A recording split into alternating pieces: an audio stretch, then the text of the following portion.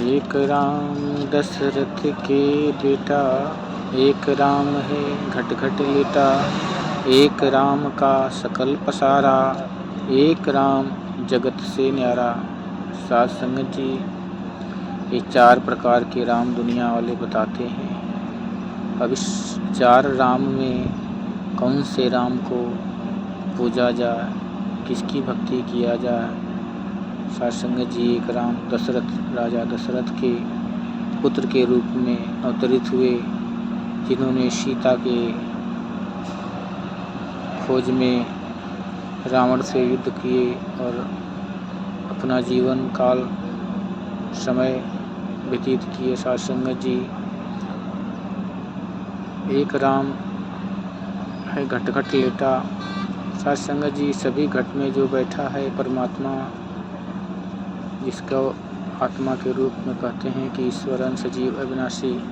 साध संगत जी, एक राम ये भी है जो सभी घटों में है, पत्ते में है, डाली में है, फूलों में है, कलियों में है, सूरज में है, चंदा में है। साध संगत जी, एक राम का सकल पसारा। साध संगत जी, ये जो पूरा ब्रह्मांड है, एक राम का विस्तार है।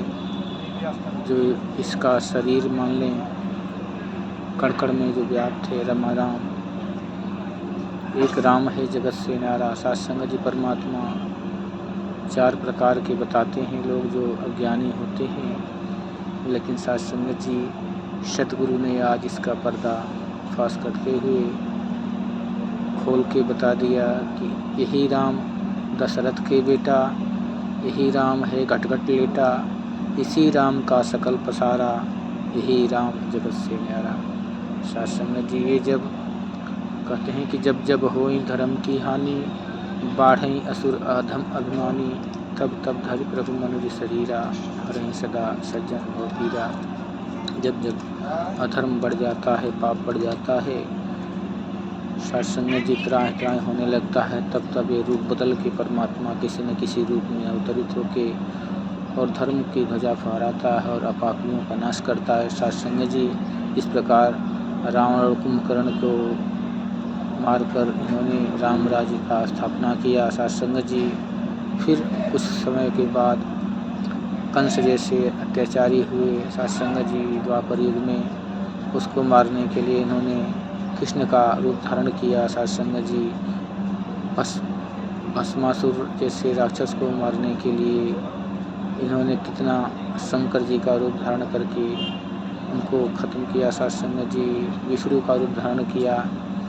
ऐसे कितने ही अवतार इस पे धरती पे परमात्मा के हो चुके हैं। साध संगत जी, लेकिन अगर हम ये चाहें कि जिस रूप में परमात्मा आए थे उस रूप में ही हमें प्राप्त हों, ये संभव नहीं है। साध संगत जी, क्योंकि कोई भी जीव जब दोबारा आता है तो रूप और रंग बदल जाता है। साध संगत जी, क्योंकि इसका परमात्मा का ही बनाया है कि आया है सो जाएगा राजा रंग कस फकीर।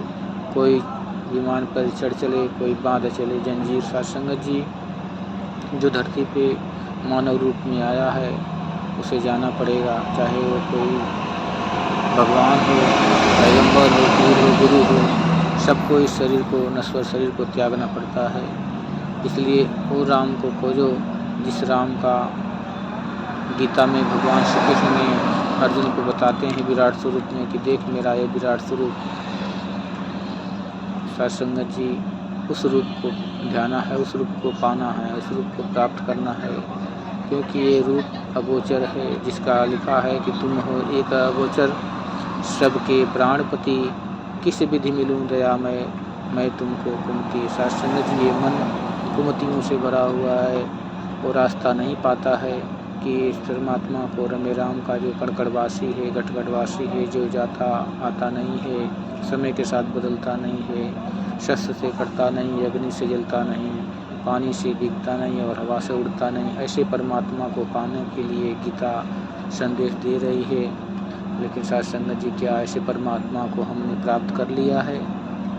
अगर कर लिया है तो मुबारक है, और नहीं किया तो फिर किस लिए इस गीता को, इस श्लोकों को बार बार मंदिरों में पढ़ के हम अपने मन को सांत्वना देते हैं। साध संगत जी, इससे कर्मों में उतारना पड़ेगा।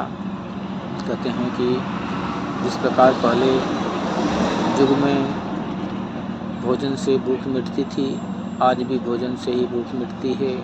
जिस प्रकार पानी से प्यास बुझती थी, आज भी पानी से प्यास बुझती है। सत्संग जी, कुछ बदला नहीं है, बदला है तो केवल मानव का ढोंग बदला है। कहते हैं कि एक न भूला दो न भूले, भूले सब ही जाते हैं, नामे की पहचान नहीं है, नाम की रट लगाते हैं। सत्संग जी, जब गुरु पीर पैगंबर आते हैं, संदेश देते हैं, चेताते हैं, तो उनकी बातों पर इनका विश्वास नहीं होता।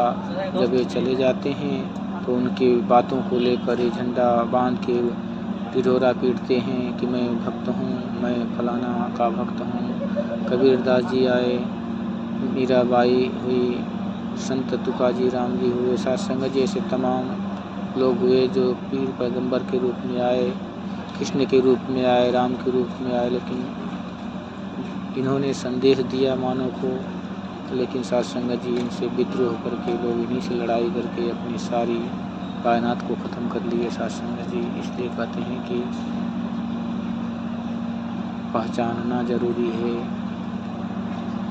कहते हैं कि जाकी रहे भावना जैसी, प्रभु मूर्ति देखी तिन कैसी। जब भगवान रामचंद्र जी सत्संग जी लक्ष्मण जी के साथ जनकपुरी में धनुष यज्ञ में गए थे, तो तमाम ऐसे योद्धा, एक से एक वीर योद्धा बैठे थे जो अपने अभिमान में व्याप्त थे।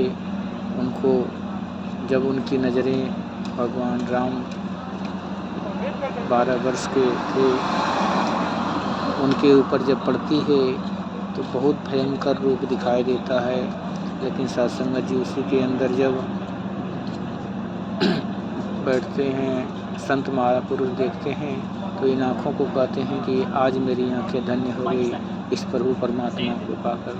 तो सत्संग जी एक ही शरीर के कई कई रूप दिखाई देते हैं। इसमें लिखे हैं तुलसीदास जी की जाकी रहे भावना जैसी, प्रभु मूरत देखी तिन कैसी। सत्संग जी, इसलिए इस आँखों में एक दिव्य दृष्टि का सदगुरु के द्वारा प्रदान कर लेना, तब ये परमात्मा दिखाई देता है कि किस राम की पूजा करनी चाहिए, किस राम का सेवा करनी चाहिए, किस राम की भक्ति करना चाहिए। सत्संग जी, यही परमात्मा है जो हमारे अंश में बसा है, जिसने निरंकारी मिशन में माता सतगुरु, माता सुदीक्षा सविंदर हरदेव जी ने आज जगह जगह पूरे संसार में मानव को जगा रही हैं कि उठ जाग मुसाफिर भोर भई, अब रैन कहाँ जो सोवत है, जो सोवत है वो खोवत है, जो जागत है वो पावत है। सत्संग जी, आज सतगुरु ने जगाया हम सभी को, संतों को हमने पाया है, आप जी भी पा सकते हो।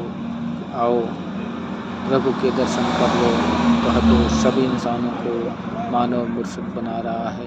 हम जैसे हैवानों को, पापी कपटी अज्ञानी को प्रभु के संग मिलाता है, दूर करे सब मन की चिंता, मन का कमल खिलाता है। सत्संग जी, जब ये परमात्मा का दीदार होता है तो आत्मा अपनी परमात्मा के देह के तरफ उठती है, प्यार में समर्पित हो जाती है, नतमस्तक हो जाती है। सत्संग जी, धन्यकार जी।